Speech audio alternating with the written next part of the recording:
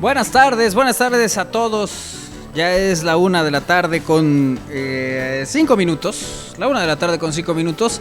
Y estamos listos para iniciar esta emisión de Al Aire Noticias con plena atención del doctor Pandal.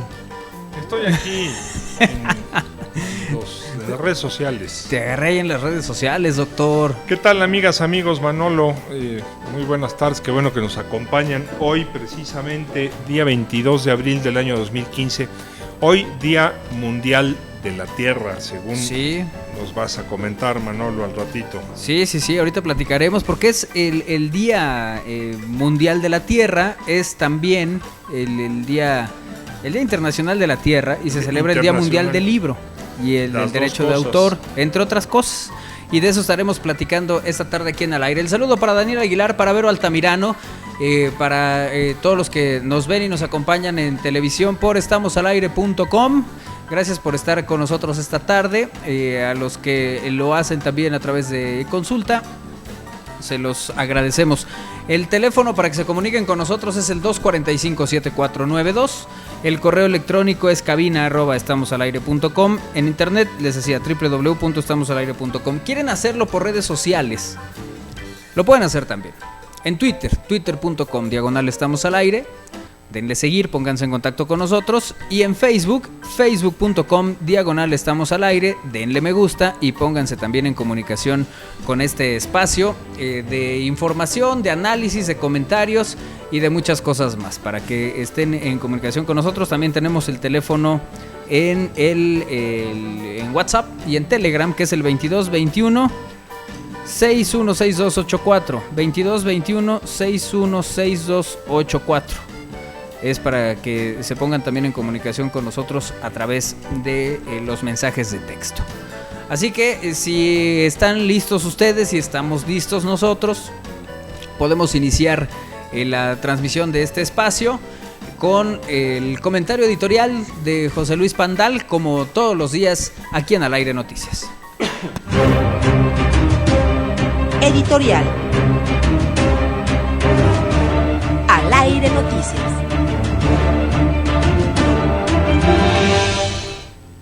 Como probablemente sepa si es poblano o también sepa si le va a las Chivas, ayer se disputó la final de Copa aquí en Puebla y ganó el Puebla.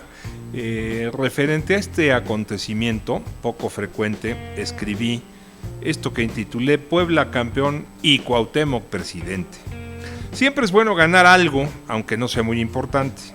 Este torneo de Copa es menospreciado por muchos, incluso por los que disputaron la final con jugadores que son considerados no titulares, inexplicablemente en el caso del equipo poblano, porque los sí titulares andan haciendo un papelón.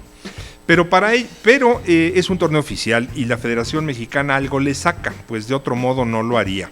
Ya sabemos que para ellos el deporte es un modo de hacer dinero y nada más. Así que felicidades al equipo y abrazo grande a los aficionados, especialmente a aquellos que son fieles a la franja hasta la muerte.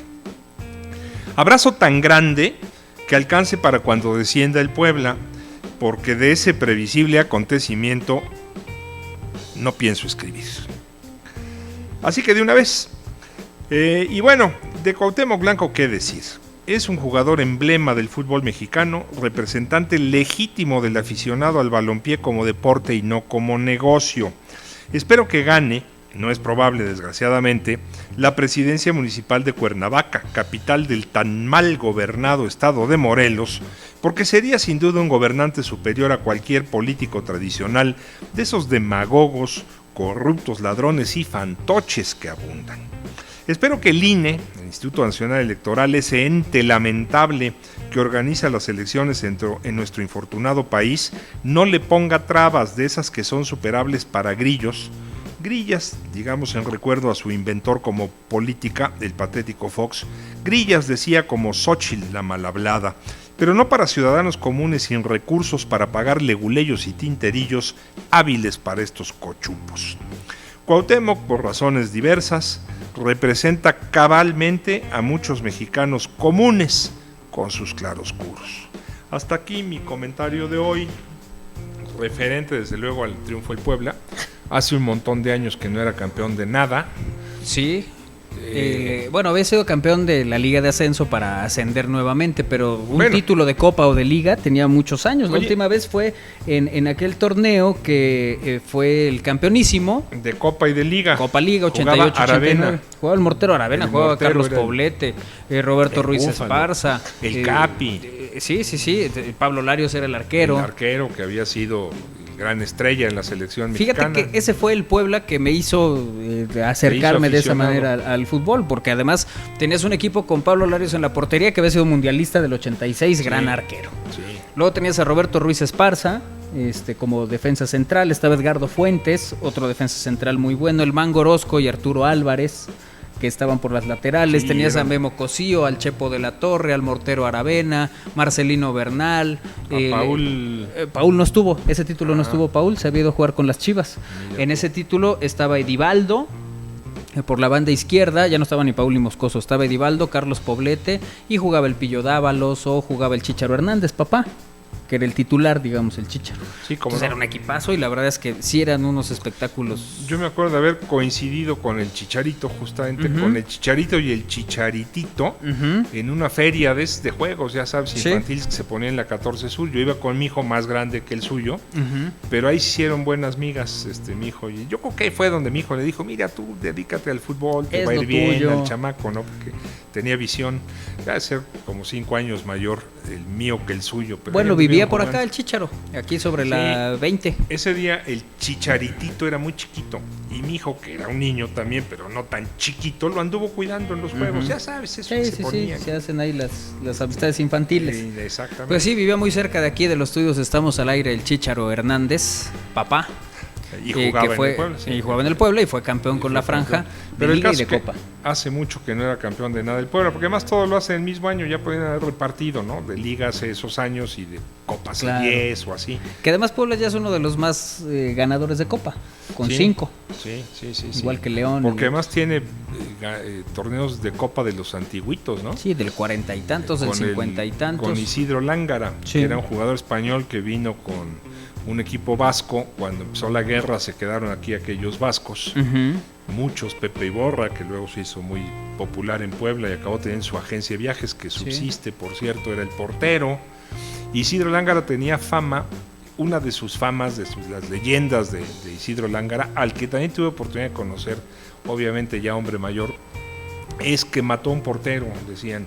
O sea, tiró un penalti y el portero le detuvo el penalti, pero a costa de su vida, porque tiraba con tal fuerza que le provocó estallamiento de vísceras. ¿Cómo crees? No te lo garantizo, pero era la leyenda Claro, de Isidro claro. Lángara, ¿no? Ujú, La ujú. potencia del disparo de Isidro Ahora que Lángara. le he pegado. Y Lángara jugó en el Puebla y luego fue su técnico. Entiendo Ujú. que la primera copa que ganó el Puebla la La ganó dirigió con él como Isidro. técnico, sí. Ujú. Isidro Lángara, justamente. Sí, bueno, pues ayer, ¿qué historia? Ya lo platicaremos en la sección de deportes, Y Cuauhtémoc- pero bueno, Puebla es campeón. Y Cuauhtémoc, que va para presidente municipal, candidato a presidente municipal de Cuernavaca. Ujú. Yo digo que Cuauhtémoc, insisto, y así lo escribo con sus claroscuros, es un cabal representante de la mexicanidad. Hay muchos mexicanos, mayorías como Cuauhtémoc, con lo bueno y con lo malo, pues, de algún Ujú. modo, ¿no?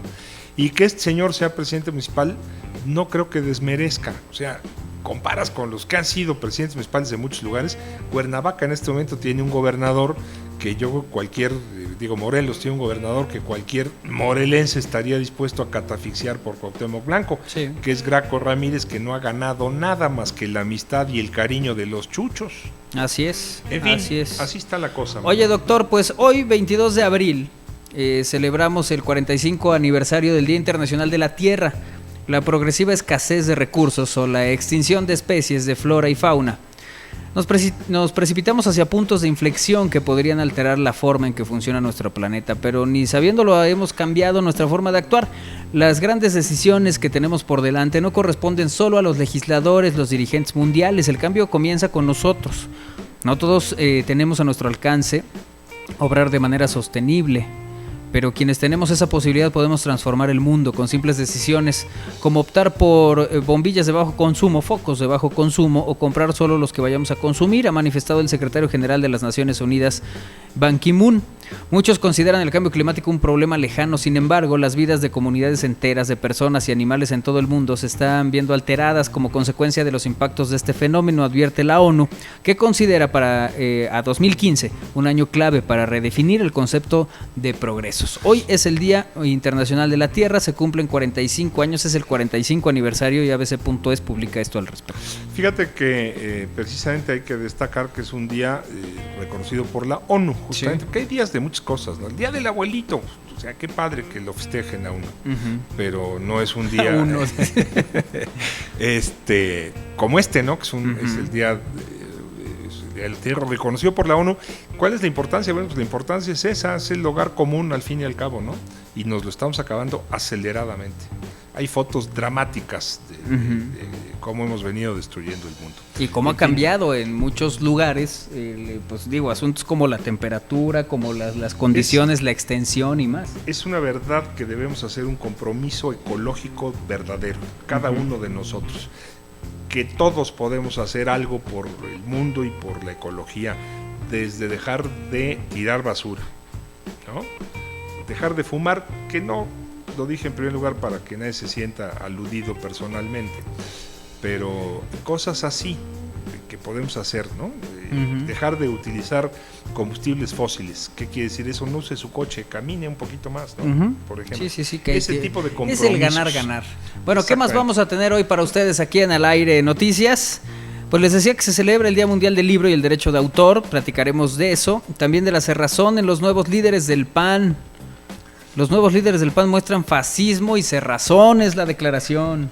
De uno de los recientes líderes del PAN, además, fíjate que en política cada día lo compruebas, los adversarios están enfrente en los otros partidos, los enemigos, cuando los hay, están en tu partido. Así es. Y el PAN en Puebla, pues sí, muestra una división.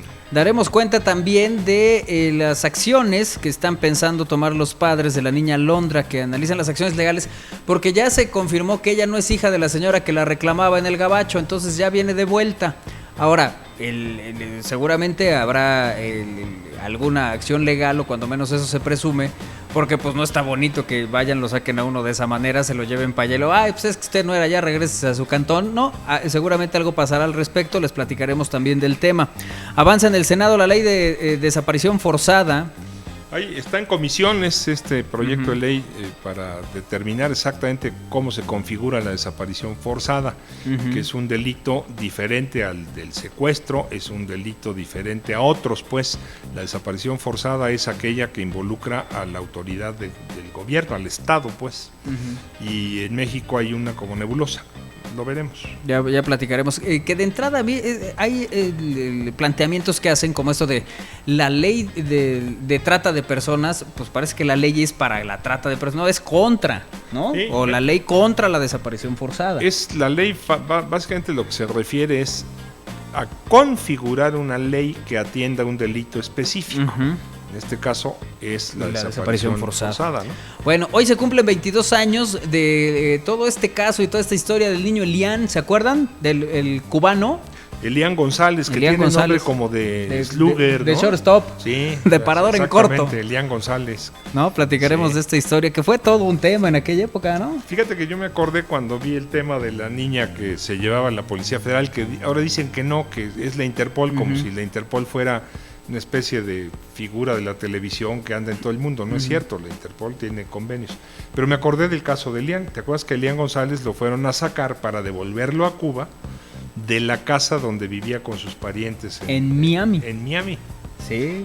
Y lo van a sacar con armas y dramáticamente, ¿no? El niño que lloraba con una cara asustada. Luego llegó a Cuba y le fue re bien porque haz de cuenta que lo adoptó como de nieto del comandante Fidel, ¿no? Y había fotos de Fidel con el niño, el niño contento y Fidel como si fuera. Sigue siendo un niño, bueno, un señor feliz, aquel niño. Sí, debe ser. González. Que hay mucha gente que de niño es encantador y luego se pierde en el infinito, pues. O sea, pasa lo que a los burritos decían en mi tierra. Bueno, ¿no? esa es una, claro. Son muy bonitos. Y luego ya... Físicamente, pero también moralmente, digamos. Sí, bueno, pues acuérdate de Juliancito Bravo. ¿Qué fue de Juliancito Bravo? ¿Qué fue de aquel Parchís que ahora es stripper? ¿No? ¿Qué fue de esos niños que fueron muy famosos? ¿Quién cantaba la de Con mi viejo caballo de palo? Juanito Farías. ¿Qué fue de Juanito Farías después de ese éxito? Ese es de mi época, un cantante bueno, español Joselito. muy famoso. Él siempre se quedó chiquito, ¿no? Siempre se quedó chiquito y acabó con tremendos problemas de adicciones y demás, ¿no? Sí. Es la otra parte del asunto, ¿no? Bueno, pues también platicaremos de la confirmación que hacen de la visita del Papa a Cuba. Ahora ya Cuba todo le va bien. Pues es que parece indicar la tiene historia. tiene una lógica desde algún punto de vista. Yo sé que varios se van a enojar, pero es que Cuba, al fin y al cabo, en la Revolución Cubana, casi 60 años después, 56, triunfó. Y triunfó, y esto lo demuestra. Que hasta el Papa vaya a Cuba y que se reanuden las relaciones y que Cuba no haya dejado de ser Cuba comunista. Eso es un triunfo para Cuba comunista. Y para el mundo es muy bueno que los países comunistas que subsisten, que son 4, Vietnam, Cuba, China y Corea del Norte, se inscriban en la normalidad diplomática del mundo, ¿no? Corea del Norte es la que tiene más problemas, pero China, o sea, a ver quién dice ahorita, no, es que en China son comunistas, son re malos. No, al contrario, son comunistas, pero son un montón, un mercado inmenso. ¿Qué le está pasando a Cuba ahorita, no?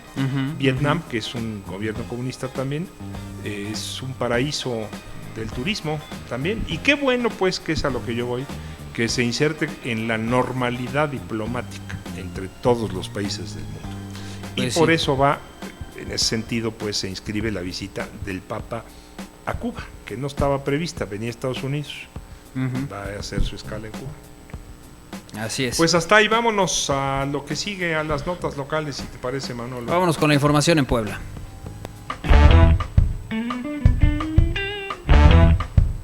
Puebla. Al aire noticias. Es el Día Mundial del Libro y el derecho de autor.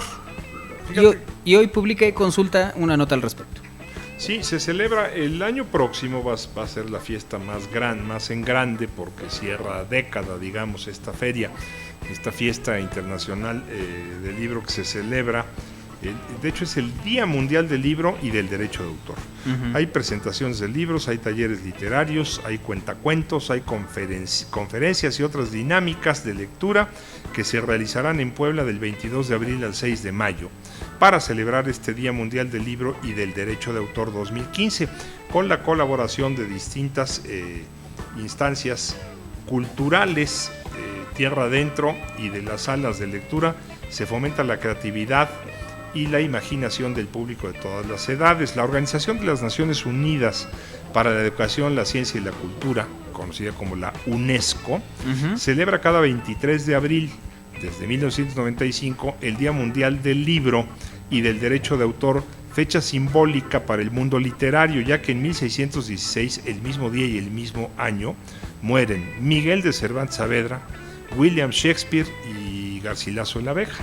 Entonces, esa coincidencia de día hace que lo escojan, 23 de abril, también es día de San Jorge, para celebrar el Día Mundial del Libro.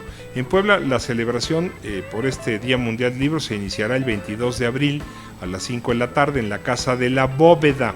Está ahí en la avenida Juan de Palafox 406, en el centro histórico, con la presentación del libro La Academia de Bellas Artes de Puebla de Guadalupe Prieto. La publicación, producto de un minucioso proceso de investigación, cuenta la historia en la emblemática institución poblana. Y va a haber otras celebraciones el 23 de abril en la Casa del Escritor, que está en la 5 Oriente 201. Las actividades inician a las 10 horas con el taller Letras Electrónicas, textos mínimos para Twitter y Facebook. Estoy seriamente pensando en acudir para que no me regañen, a ver si entiendo. A cargo del escritor José Luis Zárate. Luego de las 12 a las 19 horas se llevará a cabo una lectura ininterrumpida de textos del escritor Edmundo Valadez en el marco del centenario del nacimiento del narrador mexicano. A la 1 de la tarde se realizará la charla Literatura Indígena. que incluirá lectura de poesía en totonaco. A las 2:30 se ofrecerá la conferencia El futuro del libro, de la tinta al e-book, también de veras muy interesante. A las 4 de la tarde se realizará la lectura de poesía Genealogía de la Luz, esto a cargo de Miguel Ángel Andrade. A las 5, Mariana Regis y Carlos Alatriste presentarán el libro de cuentos La Noche de los Crueles, publicado por Tierra Adentro, que impulsa a jóvenes escritores mexicanos. A las 6:30, Israel Flores Cerezo dará a conocer el poemario Alma de Ronda.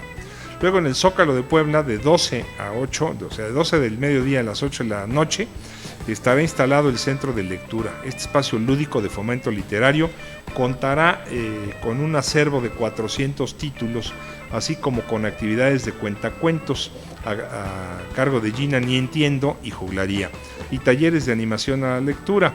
De igual forma, a partir de las 4 de la tarde habrá conciertos a cargo de las bandas poblanas.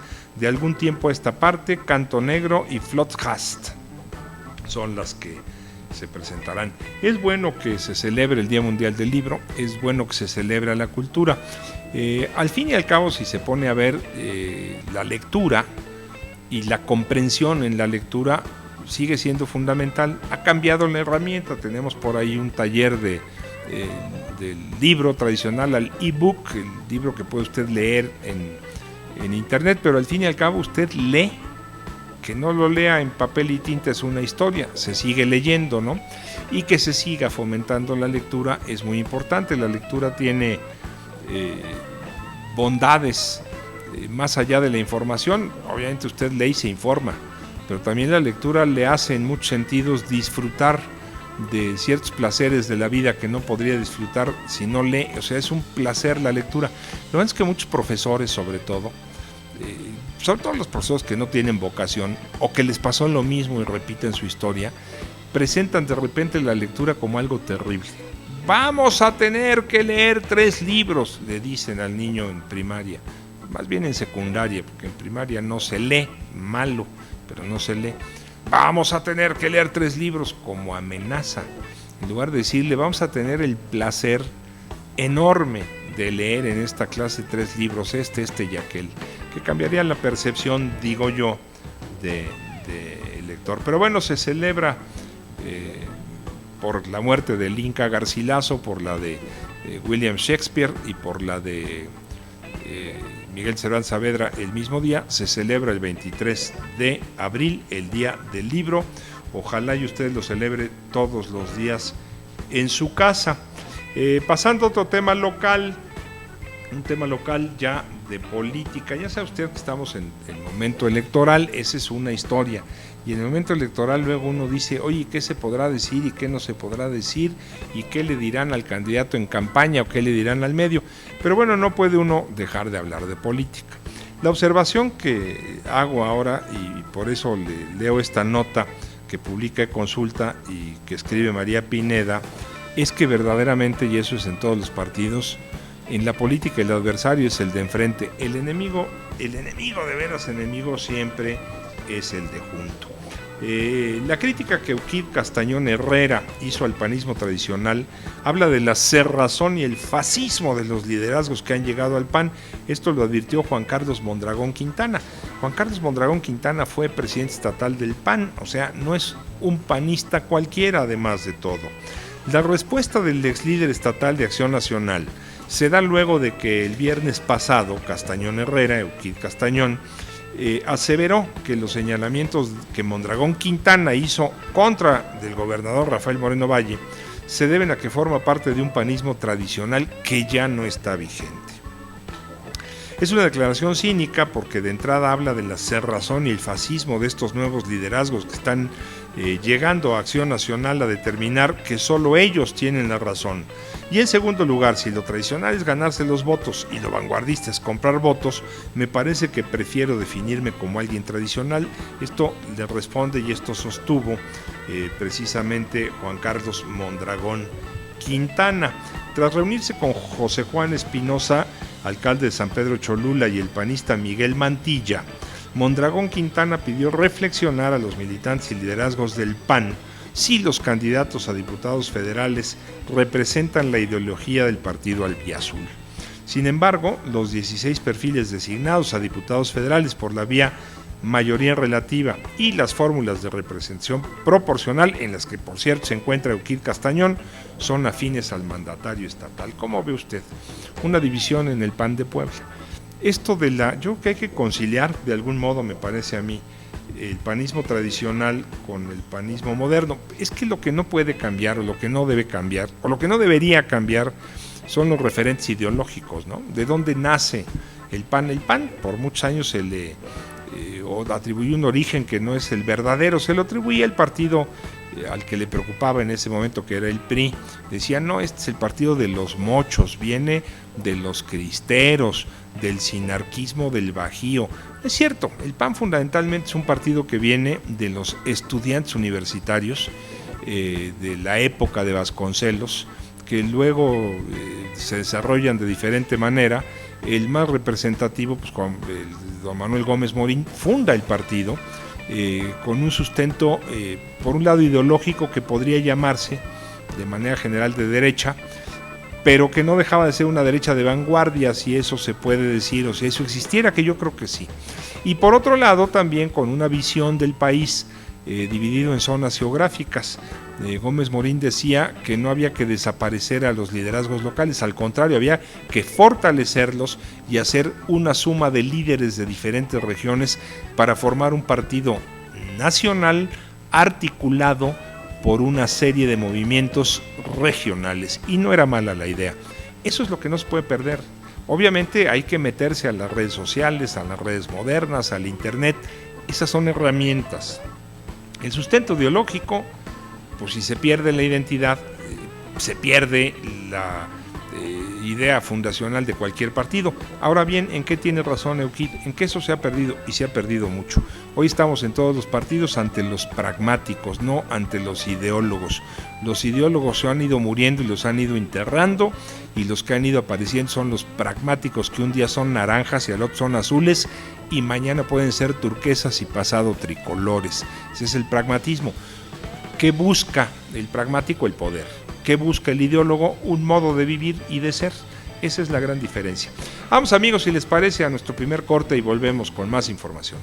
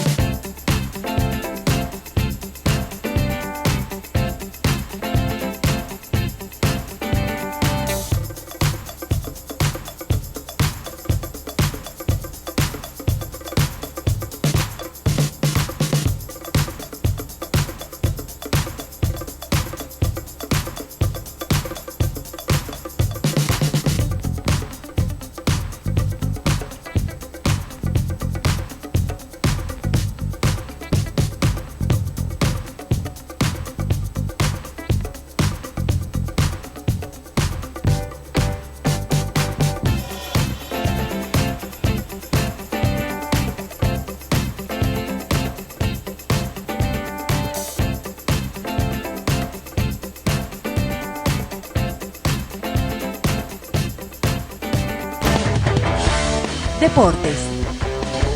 Al aire noticias. Mi querido Israel, te saludo con mucho gusto. Nos tardamos un poquito en el corte porque te andábamos localizando. ¿Sigues festejando o dónde andas? Sí, si pueden venir por mí aquí a La Juárez, se los agradecería, por favor, porque traen una cuenta por pagar. Ah, ¿todavía? Sí, todavía. Pero no hubo destrucción del inmueble o algo así. No, nada. No, por supuesto que no, pero sí ya no me dejan salir. De hecho, ya lavé los platos, pero no me dejan salir. no había suficientes para que quedaras a mano, suficientes no, platos. No había forma. Oye, ¿cómo estás, José Luis? ¿Qué pasa, José Luis? Buenas tardes, Manolo. Aparte de que Manolo lo tengo ahí trabajando en otros asuntos, lo mandé aquí atrás a un mandado. O sea, no te preocupes que ahorita no estamos tú y yo. Pero fíjate, aparte de que ahora nos cuentes del Puebla y las celebraciones y demás, lo que sí me da gusto ver cómo nos ponen atención, ¿no? Y cómo nos siguen. ¿Te acuerdas que el otro día propuse que en el partido del Puebla quitaran la luz en el minuto 80A? Ajá, ahora lo hicieron en el 90. Pero te digo, pues no entendieron la ironía, creyeron que era una petición formal. Y bueno, pues hay que agradecerle a la administración ahí. Ahí te encargo que le digas al gerente del Estadio de los Lobos que gracias por hacernos caso. Oye, que era broma. Oye, pero no fue una situación solamente en el estadio, fue alrededor de toda la ciudad universitaria. Colonias como Xilotzingo, San Manuel también sufrieron el que se les fuera la luz, o sea, no fue algo exclusivo del estadio, que eso es lo que no se había informado, por cierto. Ah, ¿no? Pues entonces, qué bueno que nos lo dices, porque ya había sucedido en el estadio. Sí.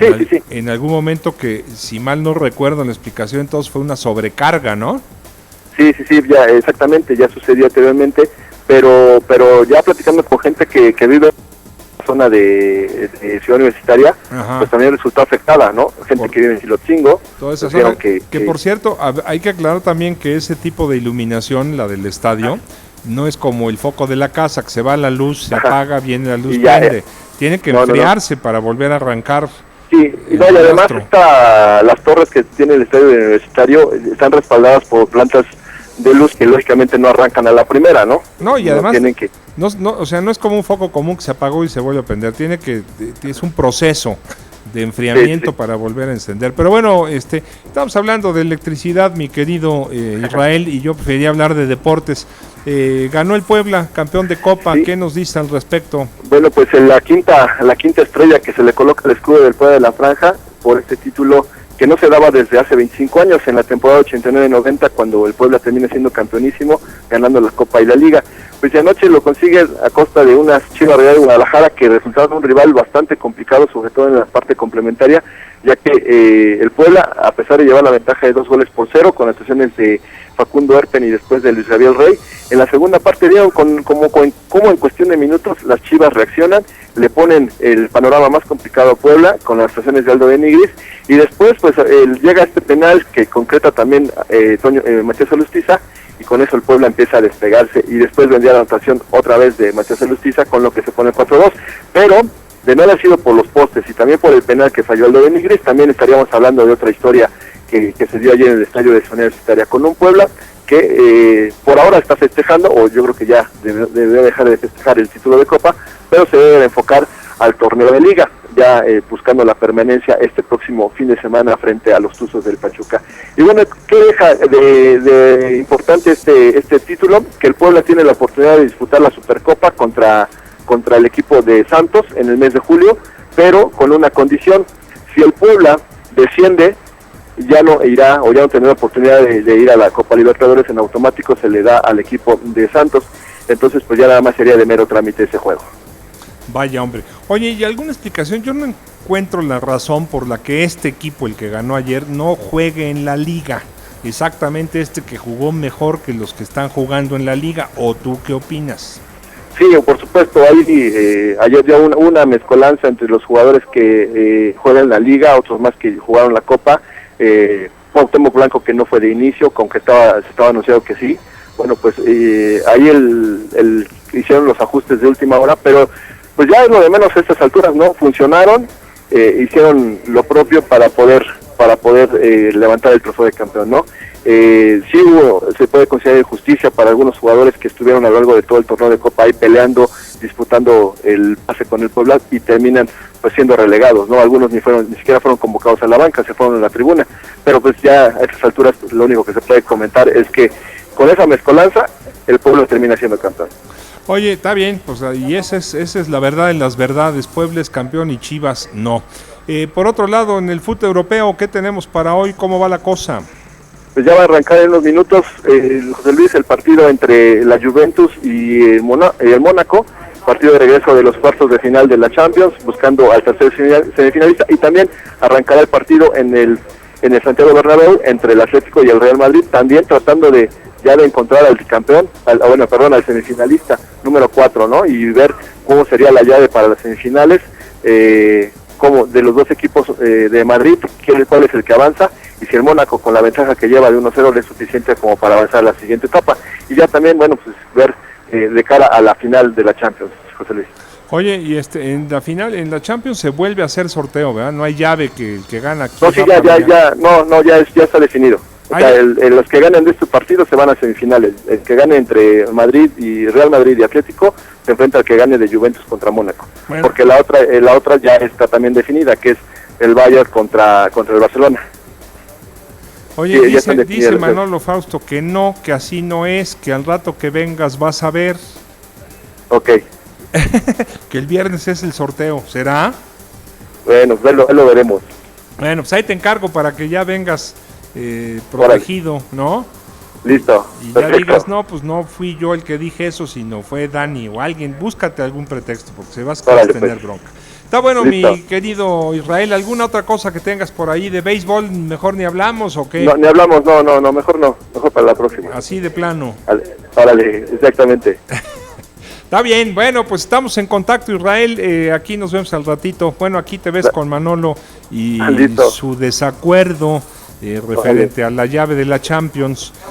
Por lo pronto, muchas gracias, sigue festejando, búscate una ventanita donde quepas para salir del lugar ese donde quedaste atrapado anoche en la celebración. Bueno, claro que sí, listo, nos echamos después, gracias. Que estés muy bien, adiós. Adiós.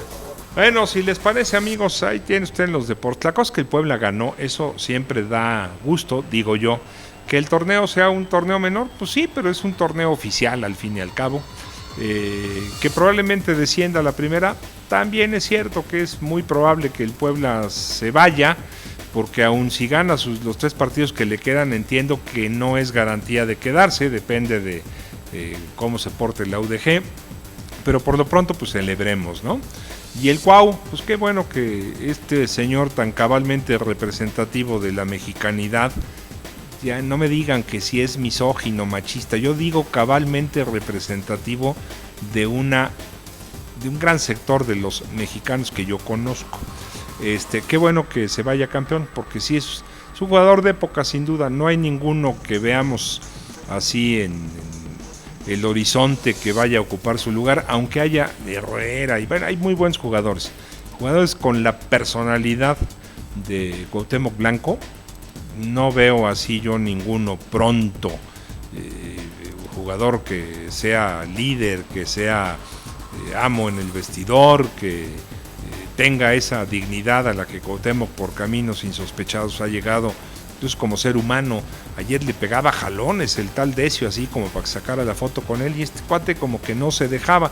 No sé si lo vio usted en la transmisión de la televisión, porque claro, Decio siempre se montará en el éxito de cualquiera, así son los federativos, ¿no?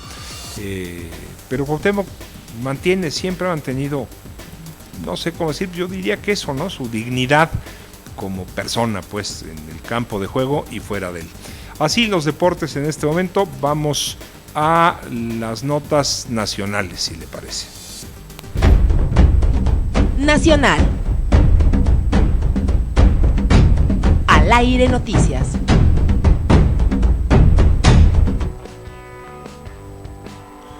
Oiga, en las comisiones del Senado de la República va avanzando el trabajo relativo a la ley de desaparición forzada.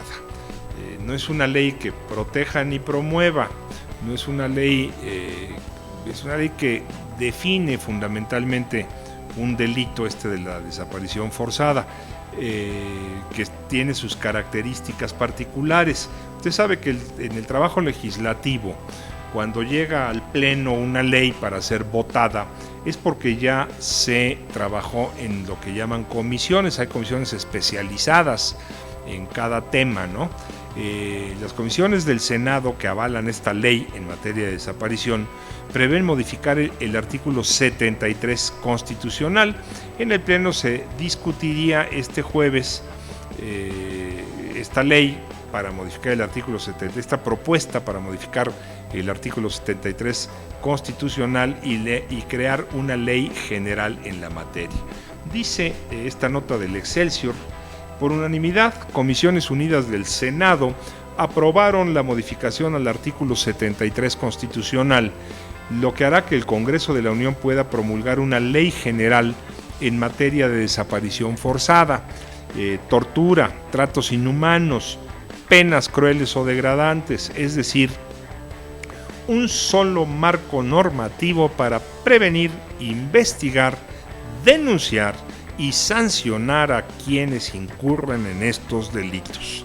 El presidente de la Comisión de Justicia, Roberto Gil, anticipó que si se aprueba en el Pleno esta reforma a la Carta Magna, circunstancia que pudiera ocurrir este jueves, se sancionará la desaparición forzada cuando intervengan autoridades y se genera la figura de desaparición equiparada si el delito lo cometen particulares.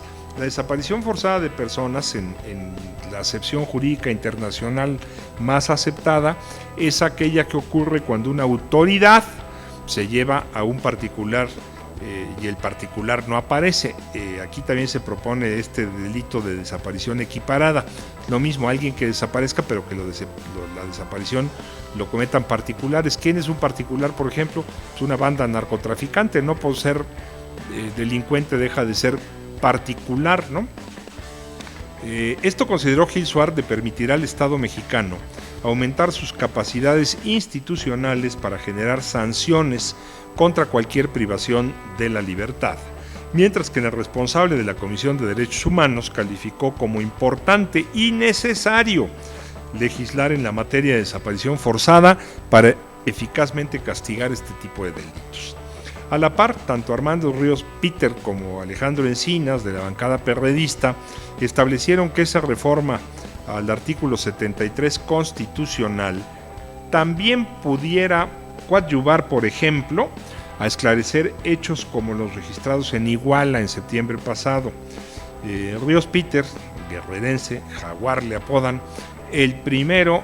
Ríos Peter advirtió que el Estado mexicano jamás en su historia ha enfrentado la problemática en términos de delincuencia que ahora enfrenta, porque no solamente es el Estado, no solamente son los policías, no solamente son las autoridades, sino son estos híbridos terroríficos entre criminales y autoridades que están dominando territorios enteros. Al final, el también periodista Zoé Robledo hizo ver que en México pudieran existir 1 millón, fíjese usted la cifra, 1.200.000 personas desplazadas de sus lugares de origen, lo que representa una grave violación a sus derechos humanos, por lo que demandó a sus compañeros enriquecer la reforma de la Constitución ya señalada para atender el rubro del desplazamiento interno forzado, no solo la desaparición, sino incluir de alguna manera este desplazamiento de gente que se tiene que ir de su casa, de su región, de su rumbo, porque si se queda corre serio peligro su vida. ¿Por qué? Por diferencias políticas, por intromisiones de delincuentes organizados, sofisticados, entonces que a los desplazados también se les tendría que considerar. ¿Qué opino de esto? Que es bueno que el Estado mexicano tome cartas en el asunto, porque muchos de los delitos que se cometen en México no se castigan por diversas razones. La impunidad es un problema gravísimo, pero no se castigan porque tampoco encuentran el cajón adecuado para castigarlo. Por decirle algo, la delincuencia organizada tiene sus características. Si no se configuran todas, a usted lo secuestra un individuo y tiene un castigo diferente a que si lo secuestra una organización. Generalmente el delito que se comete de manera individual es menos grave o es menos castigado, pues menos grave no es para la víctima. Pero en fin, así está este asunto. Qué bueno que en comisiones se haya llegado ya una propuesta, que es lo que hace la comisión. Propone el artículo 73 constitucional, queda en los siguientes términos, y eso se vota en el Pleno del Senado. Probablemente este jueves se esté votando. Tenemos otra información nacional que estoy aquí esperando que nos comente también, porque está mucho más enterado del caso de Manolo Frausto, del caso de esta niña Alondra. Ya sabe usted que a esta niña pues hay alguien que sospecha que es su hija, y es una persona que vive en Estados Unidos. Entonces promueve en las instancias correspondientes que le devuelvan a su hija. La familia de esta niña dice que no es la niña que andan buscando, pero el caso que llega a la Interpol, personificada por la Policía Federal Mexicana, y se lleva a la niña. Y luego resulta que le hacen pruebas y resulta que la niña no es quien dicen allá que era. Susana Núñez, la mamá de Alondra Luna, se prepara para trasladarse al aeropuerto de Guanajuato para recibir a su hija, que está por llegar o ya llegó probablemente. Me siento muy contenta, muy feliz, porque ya me van a dar a mi hija. Fueron las primeras palabras de la señora Núñez Granados, madre de Alondra Luna, quien el jueves pasado fue sustraída por la Interpol del salón de clases de una escuela telesecundaria para llevarla a Estados Unidos con una mujer que afirmaba que era su madre.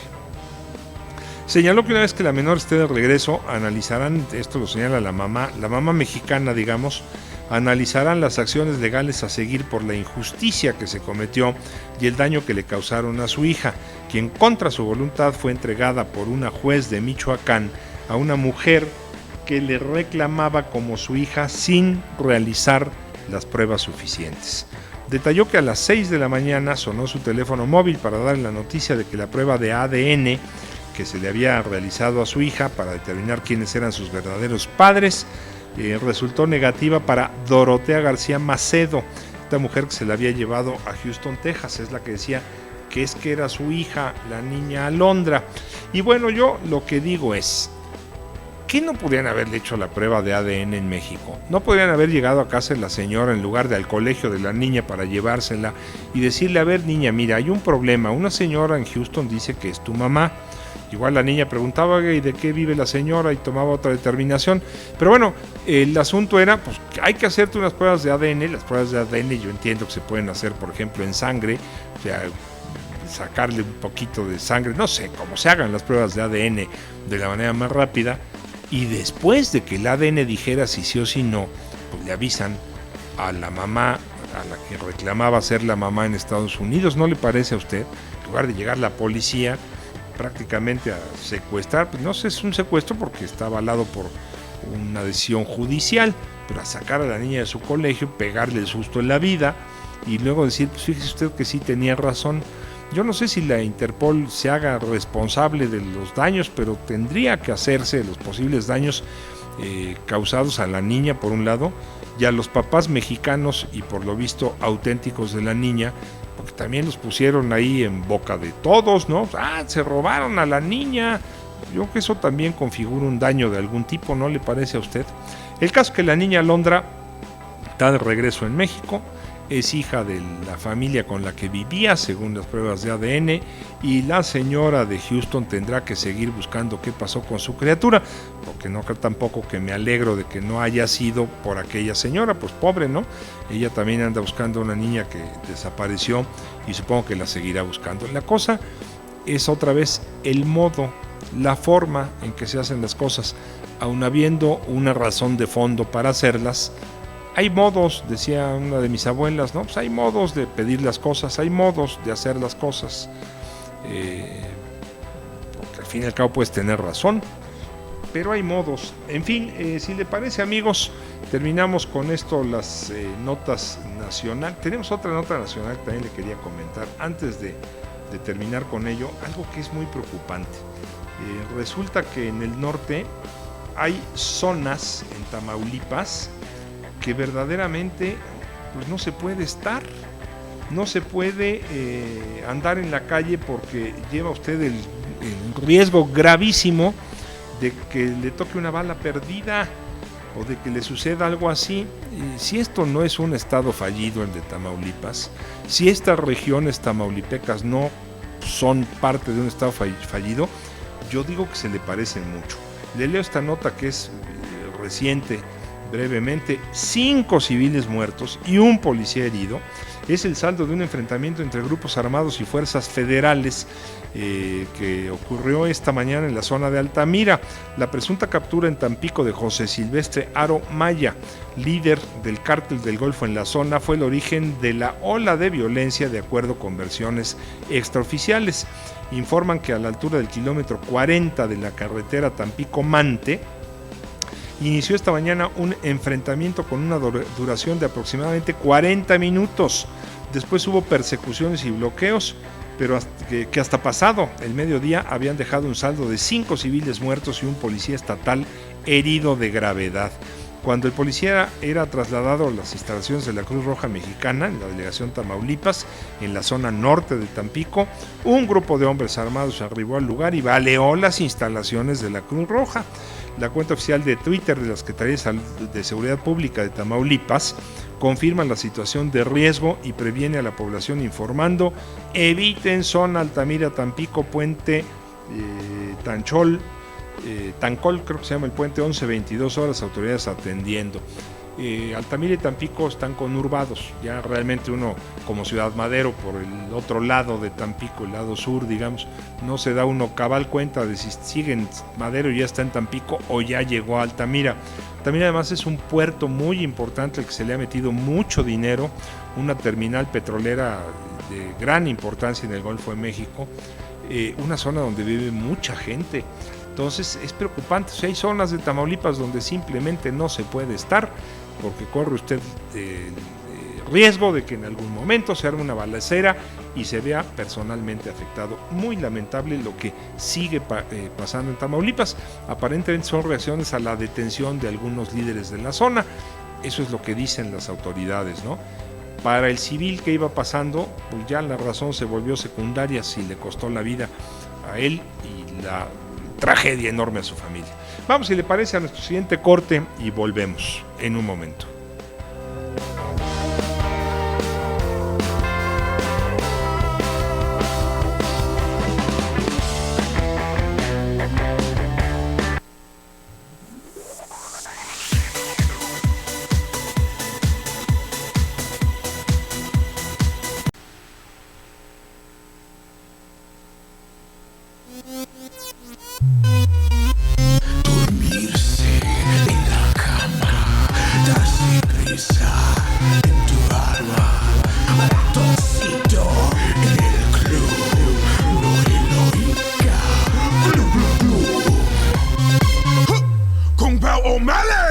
Ratoncito le gusta danza cuando estudio en la escuela. Pajarita se cubre botín cuando visita a su abuela. Si necesita una amiga, debe hablar con Ratoncito. Si quiere ser mi amante, debe ser alta y delgadita. Lunes, martes, ratones, pez.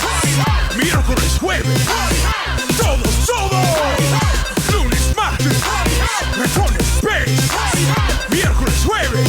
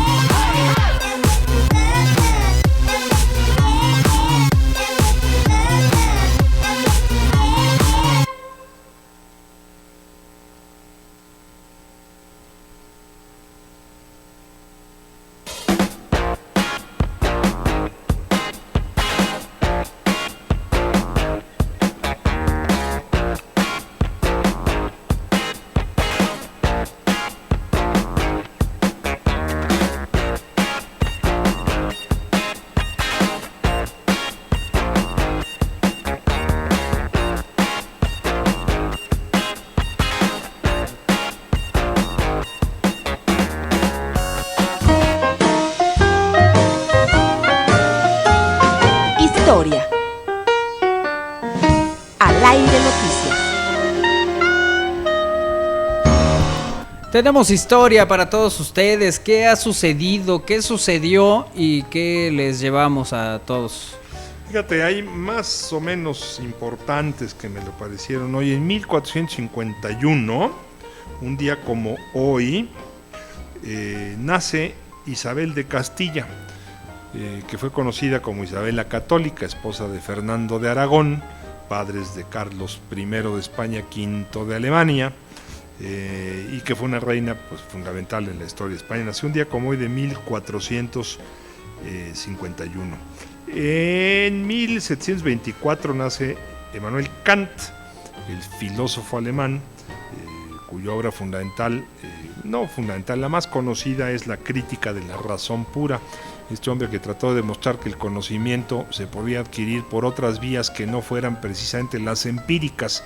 O sea, tú podías desarrollar teorías sin necesidad de que alguien las experimentara para que tuvieran valor, ¿no? Sobre todo en términos de pensamiento, más o menos eso es lo que decía Kant. Si le hubiera yo entendido, sería un destacadísimo filósofo. Digo, entendido ampliamente. En 1870, un día como hoy, nace Vladimir Ilich Ulyanov.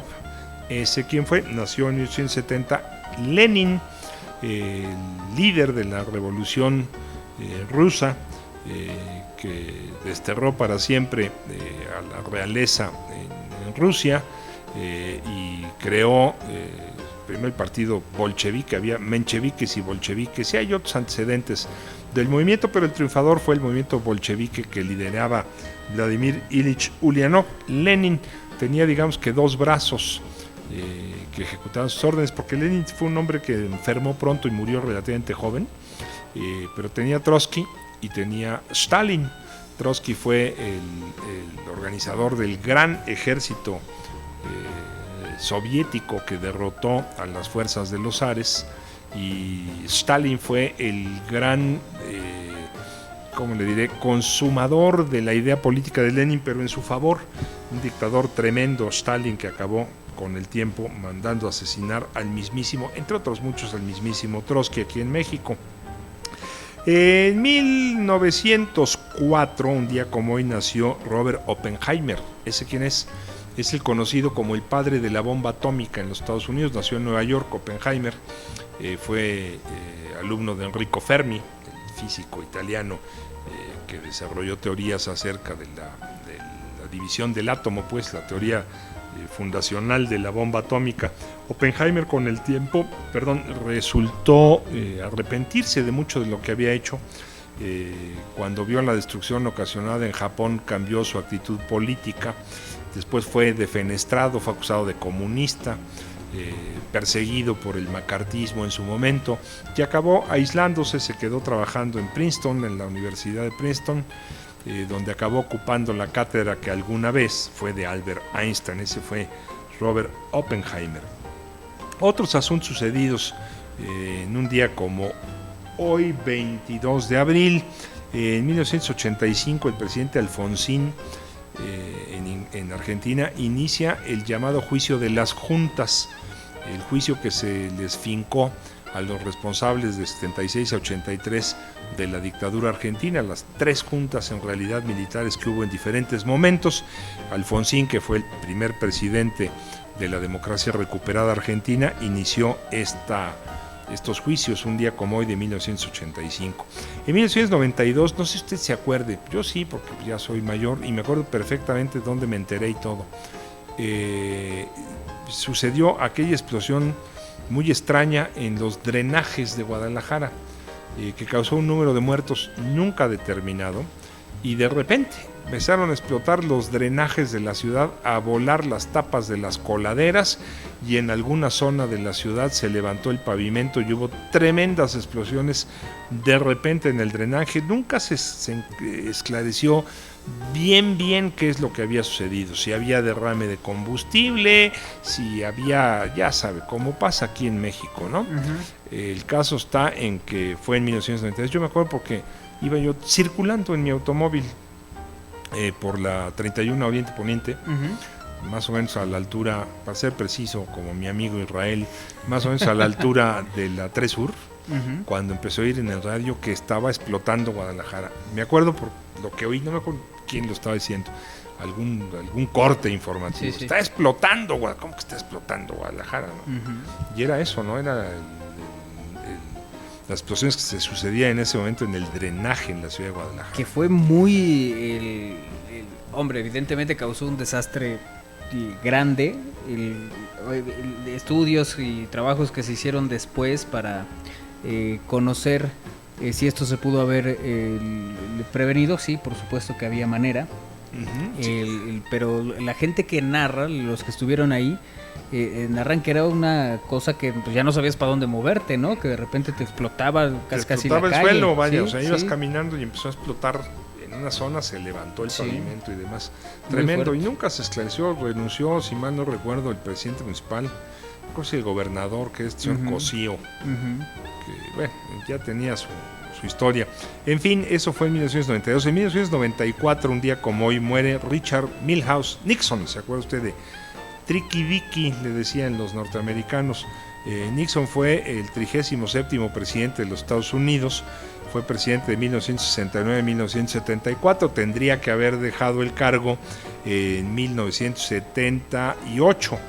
Lo deja en 1974 por el escándalo de Watergate. Es el único presidente hasta el momento de los Estados Unidos que renuncia a la presidencia, y renuncia porque estaba a punto de ser defenestrado en el Congreso por el asunto del edificio Watergate en Washington, ¿no? Que por cierto es un edificio bien bonito. El caso está en que este señor actúa ilegalmente en el proceso electoral, espía a la campaña del Partido Demócrata, gana la reelección, pero la gana con trucos, ¿no? Yo me acuerdo de Nixon. Nixon ya había sido derrotado en la elección de 1963 por John F. Kennedy. Nixon fue el vicepresidente de Eisenhower en sus años de la presidencia. Luego se hicieron consuegros. Creo que un hijo de Eisenhower se casó con la hija de Nixon. Eso ya es chisme, ¿no? Sí. Cosas que nosotros no solemos hacer. Pero bueno, el caso está en que compitió por la presidencia contra Kennedy y perdió. Decían, fue el primer gran derrotado por la televisión, no comprendía cómo funcionaba la televisión y en el debate televisado Kennedy lo hizo pedazos. Kennedy ganó por muy poquito aquella elección, por cierto. Ganó básicamente por los votos electorales de Illinois. Se le acusó de estar en tratos con Sam Giancana, el líder mafioso de Chicago. Otra vez me voy por los cerros de Úbeda, contando que hoy murió, un día como hoy murió Richard Milhouse. Nixon, 37º presidente de los Estados Unidos. Dos cosas que me acuerdo de Nixon, el apodo Tricky Dicky, y luego que cuando la guerra de Vietnam, que le tocó a Nixon, también le tocó, digamos que solucionarla de algún modo y aceptar la derrota pues de Estados Unidos en Vietnam. Le sacaron muchos letreros. El que me acuerdo uno mucho era una cara así de Nixon, un cartel, ¿no? Un póster pues se llamaría, de Nixon así viendo de frente, y el letrero de abajo decía: ¿usted le compraría un coche usado a este hombre? Y ahí ponían así la cara del Nixon, ¿no? Como digno de ninguna confianza. Sí, qué cosa. En otro suceso, en el 2010, algo para prevenir, se hundió la plataforma Deepwater Horizon en el Golfo de México, frente a las costas de Luisiana. Plataforma marina de British Petroleum, una de esas compañías petroleras que nos venden como la gran cosa, tienen tecnología avanzada, a esos no les pasa nada. Pues a esa compañía British Petroleum se le hundió la plataforma con un daño ecológico inmenso en el Golfo de México. Eso, por ejemplo, a Pemex, con todo y su corrupción, con todo y su sindicato, no le ha pasado todavía. Quiero decir, no le pasó nunca, porque Pemex, el Pemex que conocimos ya no existe. A British Petroleum sí, para que vea usted que sea una compañía privada y aparentemente muy eficiente y aparentemente con tecnología de punta, no es garantía de nada. Claro, claro. Oye, doctor, ¿te comparto algunos?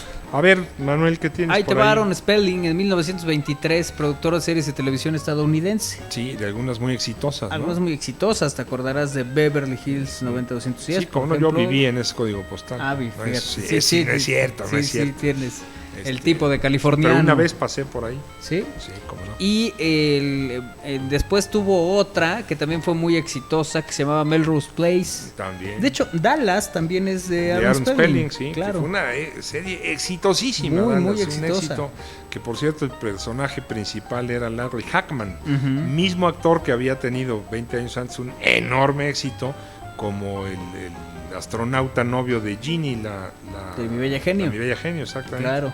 Bueno, pues él que Hackman. sin duda fue una... JR era el sí, claro. personaje de Dallas. Así es. Entonces, ¿qué nació? Nació Aaron Spelling, que era el productor de sí, todo esto. La una verdad hija es que suya trabajó en Tori, que tenía un Beverly Hills 90. Tori, sí, como no, en Beverly Hills 90210, ahí trabajó también. Lo recuerdo vagamente. Yo la recuerdo con precisión. ¿Sabes qué? También nació un día como hoy Dr. Jack Nicholson en 1937, este actor estadounidense, que siempre se le quedó como esa cara y ese personaje muy malo, ¿no? Jack Nicholson no es un mal actor, pero desde mi punto de vista tampoco es un gran actor. Tiene tanta personalidad que aunque él es Jack Nicholson en todos sus personajes son impactantes. No es un actor que se transforme. Para mí un actor que se transforma, por ejemplo, es el del Padrino, ay, se me fue ahorita el nombre. Sí. Ay, a mí también, doctor, ¿para qué dices que se me fue? Y a mí también se me fue. Se te fue. Bueno, no, Robert De Niro, no, claro. Pero no Robert De Niro, el otro. Ah, Marlon Brando. No, tampoco. el italiano, pues, que no es Robert De Niro, hombre, que es un actor que se caracteriza y cada personaje te lo hace diferente. Jack Nicholson, todos sus personajes son Jack Nicholson, ¿no? En su acepción de hombre lobo, en su acepción de novio de Faye Dunaway en Chinatown, si mal no recuerdo, en su acepción de muchos personajes, el del Resplandor, que es una magnífica película con su cara de loco del Jack Nicholson. Sí, qué cosa es Johnny, película. Dice cuando rompe la puerta, sí. ¿No? Yo la verdad es que cuando vi esa película tenía muchas expectativas y hombre, no me pareció mal evidentemente, pero me quedó corta para lo que yo me había imaginado. The Shining, El Resplandor, que fue la primera película del autor que luego se hizo muy famoso de novelas de terror, hombre, Stephen King. Ajá. Así justamente fue la primera que se llevó a la pantalla o la primera que tuvo mucho mucho éxito, ¿no? Mucho éxito. Oye, no Estoy puede ser, buscando al actor, hombre. es que no pero- puede ser que no nos acordemos el famosísimo A ver, era actor Vito Corleone, Michael Corleone, Sonny Corleone. Michael Corleone es Michael Corleone es... Ahorita te lo digo, doctor. Personaje ficticio, ¿no? De los Oye, que se protagonistas me del olvide a mí Padrino. a mi avanzada edad, vaya y pase, Manuel. Pero que se te olvide a ti, No dice quién fue el actor. Tú. ya es preocupante. No, sí, cómo no debe decirse. O sea, sí, debe decirlo, pues, pero no lo encuentro, doctor. Si a eso no- En alguna parte, pero bueno, son actores de otro tipo, ¿no? Robert De Niro lo ves, por ejemplo, como el Padrino de joven, el Padrino de segunda parte. Marlon Brando también hizo mucho, pero Marlon Brando era un poco más como Jack Nicholson, era siempre Marlon Brando, ¿eh? Ujú. Y Robert De Niro lo ves en el papel de Vito Corleone joven y es un personaje, y lo ves en el papel del boxeador que hizo en una película en blanco y negro muy buena y es otro personaje, Claro. y lo ves en el papel de Buenos Muchachos y es otro personaje. Crea sus personajes y es diferente en cada uno de ellos, ¿no? Ujú. Que no es el caso de Nicholson. Marlon Brando también era mucho Marlon Brando, desde mi punto de vista, siempre el mismo en sus películas, ¿no? Oye, Kaká nació en el 82. El futbolista. Sí, este futbolista brasileño. Oye, pues es un Yo creo que es chamaco. sobrevalorado, ¿eh? A mí me parece que, como él, había muchos en Brasil. En Italia sí lo querían mucho y lo idolatraban por lo que hizo en el Milan, pero nunca me pareció un tipo así. Un jugadorazo fuera de serie. Es No. que, mira, en Brasil hay tantos jugadores fuera de serie que algunos muy buenos que serían fuera de serie en cualquier lugar, no lo son en Brasil. Así es. No. Wendy Zulka, la cantante peruana, nació en el 96, un día como hoy. También. También. Y Mariana Levy en el 66, ¿te acuerdas? La hija de ¿Cómo Talina no? Que Fernández. en paz descanse, murió muy joven, De un Mariana susto. Levy. Sí. Sí. Pues la asaltaron, ¿te Sí, acuerdas? sí, pues, y por yo no eso. sé si por eso murió, si ya está enferma de algo, pero sí. Seguramente, pues. Pero... Una muchacha muy bonita, muy mexicanamente bonita. Que fíjate Mariana que Levy. Mariana Levy hizo pareja con Eduardo Palomo Ajá. en La Pícara Soñadora. Y Exactamente. ambos murieron en situaciones muy singulares, Y ¿no? jóvenes. Ella por, digamos, por el impacto y lo que sucede cuando la asaltan, porque Sí. no recibe ni un impacto de bala, ni un golpe, ni nada, ahí le da. Y Eduardo Palomo, que se murió de risa. Ah, se murió de Sí, risa. sí, eso claro, sí él no estaba en sabía una yo. cena, estaba en una cena y ahí estaban las carcajadas y ja, ja, ja, ja, ja, y que se cae. Pum, de repente. Sí. No, pues ya no me voy a reír mucho. Sí, yo. sí, sí. No vaya Digo, a ser. llama la atención, ¿no? Pues Sí, que esta, sí, que esta cómo no. pareja Sí, haya cómo no, terminado. sí, cómo no. Y Eduardo Palomo también un buen actor mexicano, por cierto. Sí, bueno, pues lo recordarás en aquella aparición muy joven que hace en Rojo Amanecer, Ajá. ¿no? sí, como uno sí, de los cómo no. estudiantes De los que son masacrados. que son por ahí. masacrados, Oye, así lo que es. no puede ser es que no nos acordemos cómo se llama Michael Corleone. En eso ando, doctor. O Mira, sea, por favor. ¿Eh? a ver, Que además es un actor que a mí me parece magnífico. El mejor de su generación, que debe de estar cumpliendo por acá ahorita. Tiene una novia argentina, jovencita ella, digo jovencita para él, que debe de andar sobre los 73, 74 años en este momento, que antes hizo una película muy buena que se llamaba Scarecrow, el espantapájaros, con Jim Hackman, precisamente, otro magnífico actor norteamericano.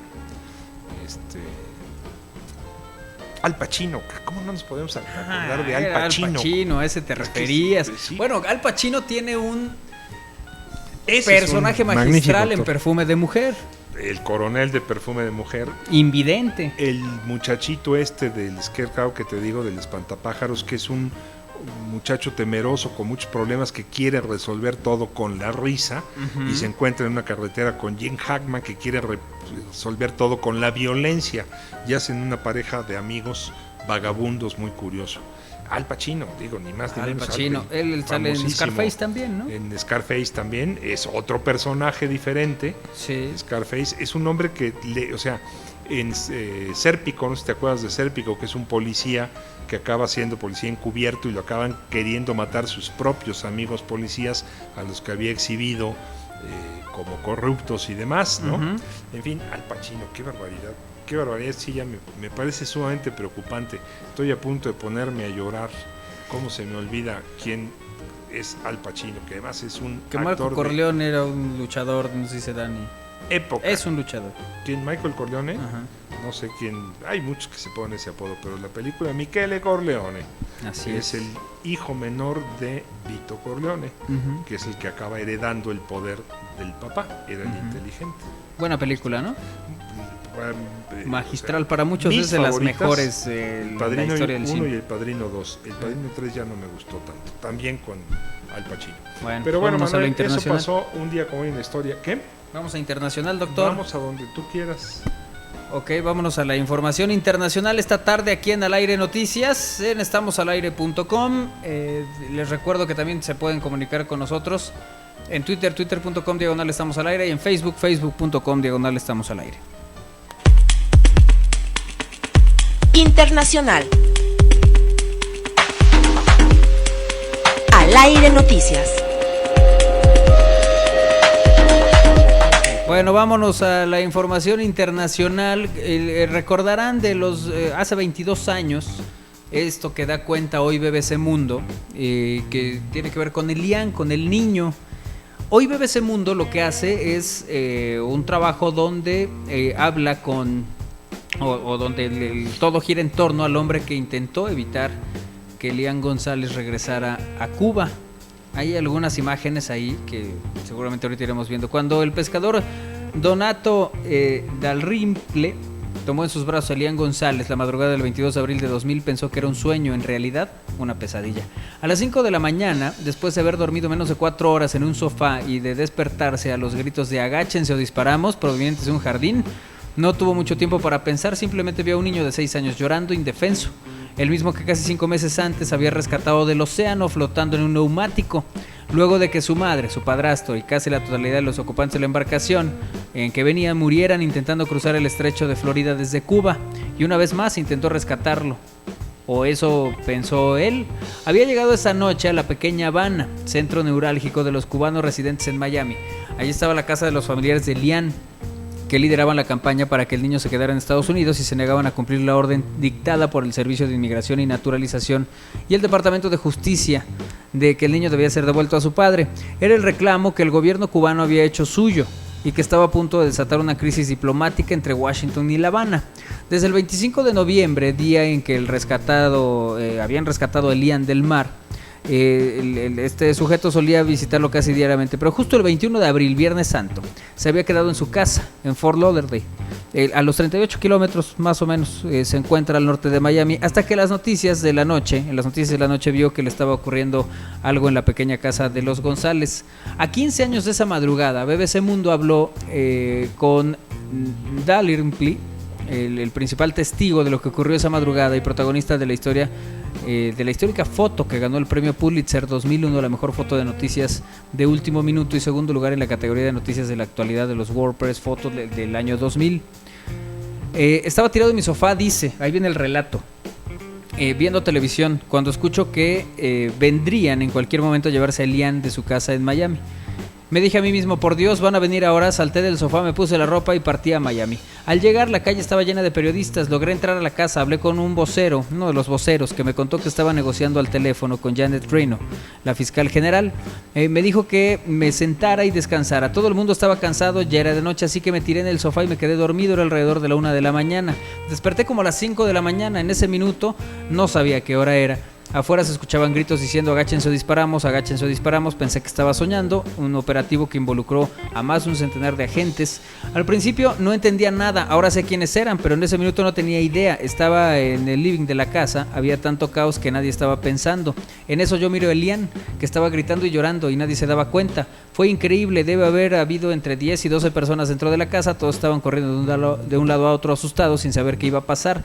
Yo soy de esas personas racionales que pueden parar un momento y pensar qué es lo que hay que hacer. Entonces corrí, agarré a Elian en brazos, me fui a los dormitorios, en una casa muy pequeña, no debe haber más de 3 metros entre el living y los dormitorios. Intenté entrar a una de las habitaciones, estaba cerrada, fui a otra, golpeé, abrieron, entraron, cerraron la puerta. Lo próximo que oí fueron unos golpes. Eran Alan Díaz, el fotógrafo de AP, que entró.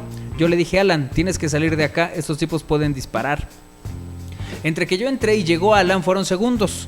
Habría sido 1 minuto, 50 segundos. Él estaba fuera con otros fotógrafos. De alguna manera tuvo el suficiente coraje para saltar la cerca, entrar a la casa, llegar a donde estábamos. Yo le digo, tenemos que salir de aquí de alguna manera. Él me dice que van a entrar en cualquier momento, que van a estar aquí en 2 minutos. Ni siquiera fueron 2 minutos. Y el resto es lo que ves en la foto. Yo estaba parado al lado del closet, no adentro.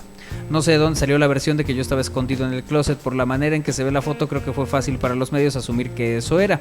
Estábamos discutiendo con Alan qué hacer cuando la puerta se abrió. Creo que entraron 3 hombres armados, empezaron a gritarme, pásame al niño, y otras cosas que no voy a repetir. Yo les dije que pararan, que iban a herir al niño pequeño. Si miras la foto te das cuenta de que yo tenía al niño en un brazo y con el otro estaba apuntando al patrullero. Mi boca está abierta tratando de dialogar. Esa foto de Donato es la que causó toda una historia y polémica, ¿no? Fíjate que a mí siempre me pareció que siendo comprensible pues la actitud escandalosa del exilio cubano, nunca tuvieron razón. Porque si el niño hubiera llegado como intentaron con su mamá y su padrastro, pues a lo mejor era discutible el derecho de repatriarlo o no. Pero el caso es que el niño se quedó solo y tenía papá en Cuba, y el papá en Cuba inició el trámite judicial para regresarlo, ¿no? Ahora, ¿qué pasó? Que el niño se volvió una especie de estandarte del exilio cubano, ¿no? Y lo quisieron hacer aparecer como víctima de la crueldad de Fidel Castro personalísimamente, no solo del gobierno cubano, ¿no? Sí. Y Fidel, desde luego, que para eso también se pinta solo, asumió la actitud como del abuelo despojado, ¿no? Y apoyó al papá de Elian González. Yo creo que está claro que tenía razón. Ahora, el operativo para rescatarlo, pues los policías fueron por él, como estos que acaban de ir por la niña Alondra, ¿no? Y se encontraron ante un escenario que se volvió dramático. Así fue la historia de Elian González, la historia del exilio cubano, que hoy debe de estar muy disgustado con las novedades en Cuba. Para terminar con las notas, te digo, Manuel, les digo, amigas, amigos, que el Papa Francisco visitará en septiembre próximo Cuba antes de seguir viaje a Estados Unidos, según confirmó hoy el portavoz del Vaticano, que es Federico Lombardi. El Papa ha aceptado la invitación. Cuba será una etapa previa a su llegada a Estados Unidos, dijo Lombardi. Las fechas exactas se darán a conocer más tarde. Al término de su visita a Cuba, el pontífice argentino viajará a Washington, Nueva York y Filadelfia. Francisco, de 78 años, tiene previsto reunirse con el presidente Barack Obama el 28 de septiembre. Además, pronunciará sendos discursos ante el Congreso estadounidense y ante Naciones Unidas. El Papa desempeñó un papel decisivo en el reciente proceso de acercamiento entre Cuba y Estados Unidos y obró como mediador entre los dos países históricamente enemistados, que acordaron en diciembre pasado reanudar relaciones tras más de 50 años de ruptura. El último papa en visitar Cuba fue Benedicto XVI en el 2012. Anteriormente, su antecesor, Juan Pablo II, había visitado la isla socialista en 1998. O sea, es el tercer papa que llega a visitar Cuba. Y el cuarto sería que llega a visitar Estados Unidos. Pablo VI también dirigió alguna vez un discurso a la Asamblea General de la ONU en Nueva York, cuando el Papa no viajaba. El primer Papa viajero fue Juan Pablo II. Pero el caso es que Cuba se ha insertado en el Concierto de las Naciones. Oye, te haciendo la foto, lo que comentamos, la foto de Elian, la foto dramática. La foto dramática. No sube. No la podemos ver. Bueno, no la podemos ver, pero bueno. Vámonos, Doc. El caso, Manuel, es que Cuba está ya en otro contexto internacional. Amigas, amigos, Vero por allá en los controles. Manolo, muchas gracias a todos y sobre todo muchas gracias a usted que nos ve y nos escucha y así le da sentido a nuestro trabajo. Los esperamos a las 3 de la tarde en Al Aire, del 96.9 de su FM radio, de la radio de la Benemérita Universidad Autónoma de Puebla, también en internet en estamosalaire.com. Mañana a las 11 en estamosalaire.com estará Sofía Pesat con filosofía, y a la 1 de la tarde más o menos en punto lo estaremos esperando aquí en Al Aire Noticias. Muchas gracias, buena tarde, adiós.